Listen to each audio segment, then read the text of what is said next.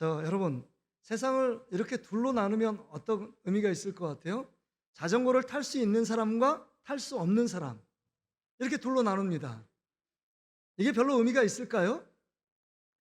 여러분, 자전거를 탈 수 없는 분 손 들어보세요. 자전거 탈 수 없는 분 몇 명 있잖아요. 뭐 자랑이 아니고 내리세요. 자, 자전거를 탈 수 있는 사람하고 탈 수 없는 사람, 여러분, 축구를 할 수 있는 사람하고 할 수 없는 사람을 둘로 나눈다면 어떤 의미가 있을까요? 우리 여자분은 축구 못하잖아요. 근데 요새는 여자 축구가 되게 붐이 있는 거 아시죠? 골 때리는 그녀들이라는 프로가 있어요. 예능 프로가. 그래서 우리 교회에서도 12시에, 토요일날 12시에 여자분들이 여기 와가지고 풋살장에서 축구 배웁니다. 우리 아들도 그 TV 보니까 여보 나도 축구 하고 싶어. 집안에서 조용히 있으세요. 내리는데. 왜냐면 이게 축구하는 거 너무 좋아하는 여자분도 있거든요. 그것도 의미가 있어요. 축구를 하면 그래도 건강하고 그래도 더 풍성한 취미생활을 누릴 수 있다. 근데 축구를 못한다고 해서 뭐 삶이 별로 이렇게 달라지는 건 아니잖아요. 그렇죠? 그것도 별로 의미가 없는 것 같아요. 안경 쓴 사람과 안경 쓰지 않은 사람하고 나누는 것, 그것도 별로 의미가 없는 것 같습니다. 그렇죠? 응? 능력이 있는 사람과 능력이 없는 사람, 그 능력이 있으면 더 좋고 더 삶을 풍성하겠지만 능력이 없는다고 해서 삶의 죽음에 바로 직면하냐? 그렇지 않다는 겁니다. 근데 오늘 성경을 보니까 아주 심각하게 둘로 세상을 구분하고 있습니다. 방주 안에 있는 사람과 방주 바깥에 있는 사람입니다. 방주 안에 든 사람들은 여기 보세요. 13절부터 시작해서 노아와 세 아들 셈, 함, 야벳, 그 다음에 노아의 아내 4명, 그 다음에 세 며느리 8명만 방주 안에 있고, 그 안에 여러분 정한 그 들짐승들, 암수와 그 다음에 암과 그 암수, 그 다음에 또 여기에 있는 정한 새들, 그 가운데 모든 하나님께서 예비한 그 동물들이 방주 안에 들어가 있습니다. 근데 여러분, 여기서 중요한 것은 방주 안에 들어갔다, 방주 바깥에 있다, 이게 되게 쉬운 얘기 아니에요? 그러니까 지금 교회 예배당 안에 있다, 예배당 바깥에 있다. 예배당 밖에 있는 사람은 춥겠지, 아니 무슨 생각할까? 뭐 이런 피상적인 구분이 아닙니다. 방주 안에 있는 사람은 생명을 얻었고 그 다음에 안식을 얻고 구원을 받았지만, 방주 바깥에 있는 생명체들은, 동물들부터 시작해서 사람들은 다 죽었다는 겁니다. 이게 엄청난 구분 아니에요? 이게 뭐 기타를 칠 수 있느냐 없느냐 이거하고 관계없고, 자전거를 탈 수 있느냐 없느냐 이 구분하고 전혀 다른 구분입니다. 그래서 여러분 여기 보세요. 지금 22절에 보면 육지에 있어 그 코에 생명의 기운에 숨이 있는 것은 다 죽었더라 그랬습니다. 지면의 모든 생물 다 쓸어버리시니 곧 사람과 가축과 기는 것과 공중의 새까지라. 이들은 땅에서 쓸어버림을 당했을 때 오직 노아와 그와 함께 방주에 있던 자들만 남았더라. 그러니까 방주 안에 있는 자들만 구원을 얻고, 그 나머지들은, 생명이 기식하는 숨을 쉬는 모든 생물들은 다 죽었다는 겁니다. 40일 주야로 비가 내렸고, 그 다음에 물이 머무는 기간은 150일이라고 지금 24절에 기록하고 있잖아요. 150일은 약 5달이에요. 5달 동안 물이 넘쳤다는 겁니다. 여러분, 여기서 방주 안에 있었다는 것은 무엇을 예표할까요? 무엇을 의미할까요? 예수 그리스도 안에 있는 자들, 예수 그리스도를 믿는 자들은 그 안에 생명이 있고 구원이 있고 그 안에 영생의 기쁨이 있습니다. 방주 안에 있는 사람은 생명, 안전한 것처럼 예수 그리스도 안에 있는 자만이 생명을 얻습니다. 그래서 요한복음 14장 6절에 내가 곧 길이요 진리요 생명이니 나로 말미암지 않고는, 예수 그리스도로 말미암지 않고는 아버지께로 올 자가 없대요. 하나님 나라, 우리가 오전에 배운 새 하늘과 새 땅, 새 예루살렘인 천국에 들어갈 자가 없다는 겁니다. 방주 안에 들어간 사람만. 이게 예표하는 게 뭐예요? 예수 그리스도 안에 있을 때. 사도행전 4장 12절에 보면 예수 외에 다른 이름으로 구원받을 이름을 준 적이 없대요. 여러분, 여기에 모여있는 분들은 예수를 믿으십니까? 아멘. 여러분, 예수를 믿는, 예수 그리스도 안에 있는 자는 생명을 얻고 구원을 받고 영생을 얻는다는 거예요. 예수 외에는 길이 없다는 거예요. 이 당시에, 죄악이 관영한 이 당시에 하나님이 심판하시는데 방주 안에 있는 사람만 구원을 받았다는 것입니다. 그러게 여러분, 세상에 수많은 사람들이 세상 가운데 삽니다. 똑같이 하루 세끼 먹고 직장생활하고 사업도 합니다. 그러나 엄청난 보이지 않는 그 안의 구분은 예수 안에 있느냐, 예수를 믿는 자와 믿지 않는 자들은 전혀 다른 삶의 방향이 생긴다는 겁니다. 뿐만 아니라 여기서 우리가 좀 더 깨달을 것은, 여러분 여기 본문의 말씀을 보세요. 여기 보면 여러분 16절 말씀 한번 같이 한번 읽어볼까요? 16절이요. 한번 읽어보겠습니다. 시작. 들어간 것들은 모든 것의 암수라. 하나님이 그에게 명하신 대로 들어가매 여호와께서 그를 들어보내고 문을 닫으시니라. 여러분 여기 보세요. 들어갈 자만 다 들어가고 예비된 동물과 사람은 들어가고 문을 닫았대요. 이게 누가 닫은 겁니까? 하나님이 닫은 겁니다. 그러니까 하나님만이 열고 하나님만이 닫는다는 거예요. 그러니까 구원과 생명, 영생은 하나님의 손, 하나님의 주권 가운데, 어려운 말로 하나님의 주권 가운데 있다는 겁니다. 하나님이 닫은 문은 열 자가 없고 하나님이 연 문은 닫을 자가 없다고 말하잖아요. 이게 이사야서 22장의 말씀 아닙니까? 이사야 22장 22절에 보면 내가 또 다윗의 집에 열쇠를 그의 어깨에 두리니 그가 열면 닫을 자가 없겠고 닫으면 열 자가 없으리라. 하나님이 구원하기로 작정한 자는요, 방주에 있으면 죽을 자는 없어요. 방주 안에 있는 자들은. 또한 방주 바깥에 있는 자들은 살 자가 없어요. 반대로 이것은 주님의 절대적인 주님의 주권, 구원은 하나님께 속했다는 겁니다. 하나님이 닫았다는 거예요. 닫으면 그 위에 후회하고 그 안에 들어갈 수 있는 자가 없다는 거예요.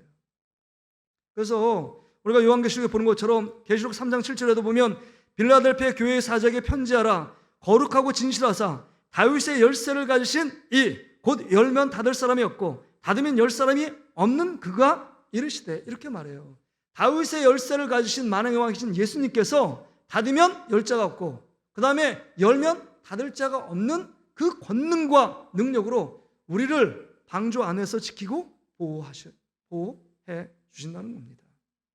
근데 여러분 여기서 우리가 좀 더 한 가지를 더 생각하고 말씀을 마치려고 하는데요. 자, 120년 동안 방주를 지었는데 그게 지금 바닷가가 아니에요. 산 중턱에 왔는데 이제는 40주야로 땅에서 샘물을 내서 이제 물이 창궐해서 방주 배를 띄웁니다. 방주 배를 띄웠어요. 근데 여러분 잘 보세요. 아무리 나무가 촘촘히 받고 그 다음에 뭐 이렇게 망치질을 했겠죠. 그럼에도 불구하고 이것 없으면 방주는 물이 셉니다. 뭐가 없으면요? 나무 사이에 뭐가 들어가야 되는지 아십니까? 방주는 하나님이 계획하시고 만드셨어요. 그 가운데 세밀하게 이 성경에 나와 있지 않지만 이 방주루 안에 밖에 물이 방주 안으로 들어간다면 그 방주 안에 있는 노아의 8가정과 그 모든 짐승들은 다 죽임을 당할 수밖에 없어요. 뭐가 있었을까요? 네? 자, 마치는 분들은 다음 주에 점심 2그릇을 먹을 수 있는 보너스를 줍니다. 자, 뭘까요? 역청이에요, 역청. 그래서 여러분 이 원어적인 의미가, 여러분 우리가 모세 알잖아요. 모세, 물에서 건진 아이 모세. 갈대상자 있죠, 갈대상자. 갈대에다가 애를 딱 넣으면, 갈대가 여러분 한번 생각해 보세요. 나무 해가지고 예전에 속꼬리 같은 거 있잖아요. 그거 똑같은 거거든요. 속꼬리에다 애를 넣으면 속꼬리가 물에 잠겨요, 안 잠겨요? 바로 잠깁니다. 근데 갈대상자가 바로 잠기지 않았다는 건 뭐예요? 여기 갈대상자 안에 역청을 앞뒤로 안과 밖을 여러분 발랐기 때문에 갈대상자가 물이 들어오지 않도록 방수작용을 한 겁니다. 그러니까 갈대상자가 둥둥 떠는 거예요. 떠다녀서 어디에요? 바로 공주의 그 딸 공주, 그 공주의 아들로 모세가 입적되잖아요. 그러니까 여러분 이 갈대상자의 원어하고 이 방주의 원어가 같습니다. 생명처, 보호처예요. 그 안에 역청을 발라놨기 때문에 방주도 나무와 나무 사이의 역청, 안팎으로 그 역청을 발랐기 때문에 방수가 되는 거예요. 방수가 되지 않는다면 밖에 있는 모든 물이 들어와 여러분 그 모듈로 집어삼켰을 거예요. 그래서 배들도 마찬가지 아닙니까? 방수 페인트를 바르니까 여러분 배가 아무리 이렇게 잘 만들어도 물이 셀 수밖에 없는데 방수 페인트를 바르니까 배가 안 새는 거예요. 물이 안 새는 거잖아요. 여러분 이건 무엇을 얘기하느냐? 여러분 지금 우리 교회와 우리 성도들이 세상 가운데 살지만 세상의 물결이 들어오지 않도록 영적인 방수 페인트를 쳐야 돼요. 거룩한 역청을 발라놔야 합니다. 그런데 요즘은 구별이 없다는 게 문제예요. 세상의 더러운 세상의 물결들이 교회 안에, 성도들 안에 다 들어와 있습니다. 더러운 문화들, 음란한 문화들, 그 다음에 우리 청소년들을 혼란스럽게 만드는 모든 문화들이 여러분 어떤 여과장치 없이, 정말 영적인 거룩한 어떤 역청 없이, 그 방수할 수 있는 막아내는 그 생명력 없이 다 들어오니까 우리가 예수 그리스도를 믿는 자인지 믿지 않는 자인지 구분할 수 없는 지경에 지금 이르게 된 겁니다. 방수 안은요 물이 들어올 수 없었습니다. 방주 안은 물을 들일 수 없었어요. 그 역청이 있었기 때문에, 방수장 안에 역청이 있었기 때문에. 그런데 우리 안에, 우리 신앙, 우리 교회 안에 세속적인 물결이 다 들어와서 교회 안인지 밖인지 구분할 수 없는 지경에 이르렀다면 이것이 무엇이 문제가 있지 않은가, 우리 자신을 돌아봐야 합니다. 그럼 우리는 어떤 삶을 살아가야 되느냐? 주님 안에서 그리스도인은 그리스도인답게, 또 우리는 교회는 교회답게 그렇게 생활하지 않으면, 이런 세상의 물결을 막아내지 않으면, 거룩한 역청을 발라놓지 않으면 우리는 여러분 속수무책으로 당할 수밖에 없다는 거예요. 그래서 우리가 오전에 말씀을 들었던 것처럼 이제 여러분 우리가 이 마라나타의 신앙, 주 예수여 오시옵소서라고 하나님 앞에 그 주님의 다시 오실 예수님을 기대하며 소망하며 바라보는 믿음은 말씀을 지키고 말씀을 사랑하고 또 교회를 사랑하고 성도를 사랑하는 그 믿음으로 한 날 한 날을 살아가지 않으면 우리는 교회의 생명력을 잃어버린 것입니다. 그러니까 교회에 어느 분이, 전 농담인 줄 알았어요.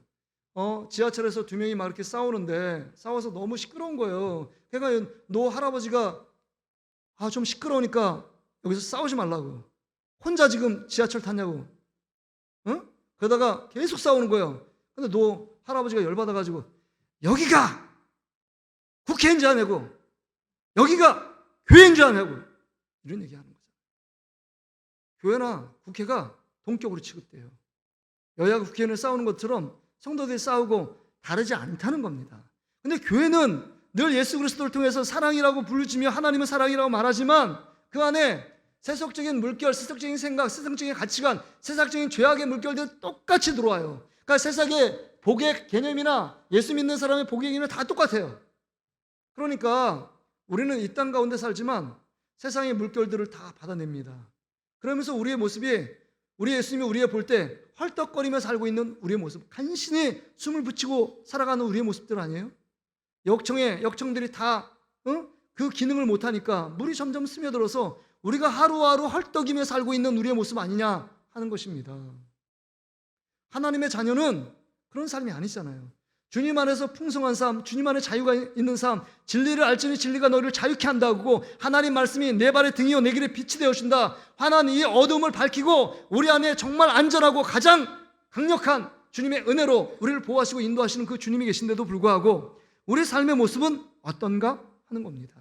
그러기에 여러분, 오늘 이 말씀을 통해서 우리의 정말 동신교회의 이 방주는 안전한가? 내 개인의 신앙의 방주는 안전한가? 우리 자신을 돌아봐야 합니다.